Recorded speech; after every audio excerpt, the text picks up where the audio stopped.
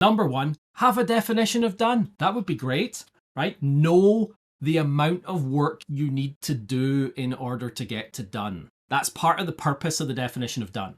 How do you know? How does every member of your team know when they're thinking about how much work they can take on in a sprint, what they actually need to do to get there, right? That's your definition of done helps enable that. So also, the second thing is probably stop taking on too much work. That's always a good one. Most teams will take on the amount of work that they feel will fit in a sprint. And that's wrong, right? You shouldn't take on the amount of work that should fit in a sprint. You need to think first about how much time you need to reserve for other things, okay? So there are a number of other things you need to reserve time for in the sprint. One is how much time do you have to spend paying back technical debt? That's one. Perhaps you've got some refactors or re-architectures to do. There's work around that. Perhaps there's been some production issues and you want to go figure out and rework some of the way you've done things in order to make those production issues less likely. There's a bunch of work. Perhaps there's just some bugs you need to go fix. There's things that customers have asked for or feedback that are small things. You'd never have a whole sprint just on those things, but you've got a bunch of stuff there. And then you need to think about how much work do you think is left in order to fulfill your sprint backlog. This is your net new work that goes towards your sprint goal that you're going to do this sprint. So this is the high complexity work. Usually fixing above can be really simple or it can be really hard, right? You don't know, but all of net new functionality is generally really complex and very unknown. So you need to have enough space to take on a piece of work that might expand to fill that space, right? And there's one thing, which is the third thing that I've not talked about, and that's refinement. How much time do you need to think about refinement? That needs reserved, because the third thing, refinement, you need to understand the future to some degree, right? A lot of folks talk about, oh, we're doing Agile, we don't need to do planning anymore.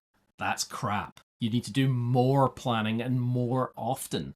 And one of those things that we do, we call refinement, which is any work that you do as a team that is looking at the product backlog, not adding capability to your increment, right?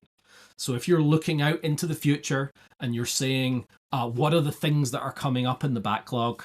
Are they the right size? Maybe we need to break them down.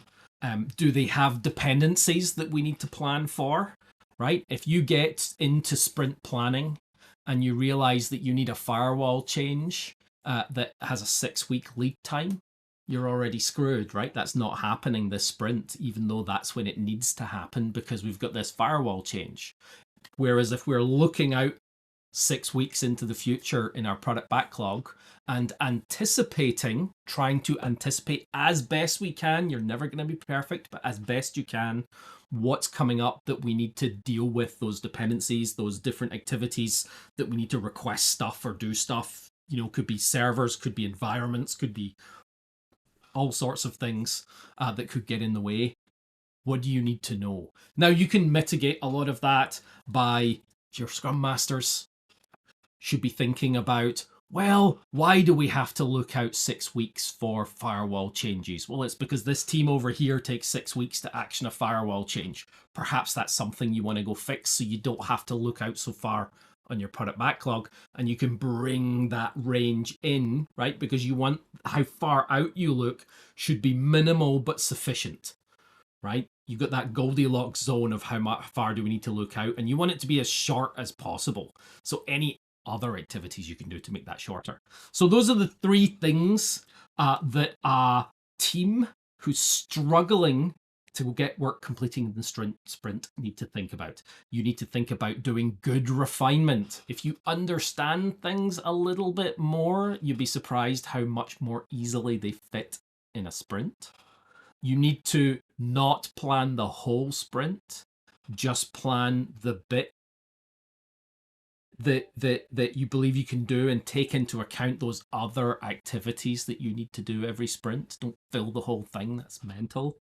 And the other one was having a definition of done so that you understand the amount of work that is required to complete each thing. Thanks for watching the video. If you enjoyed it, please like, follow, and subscribe. I always reply to comments, and if you want to have a chat about this or anything else Agile, Scrum, or DevOps, then please book a coffee with me through Naked Agility.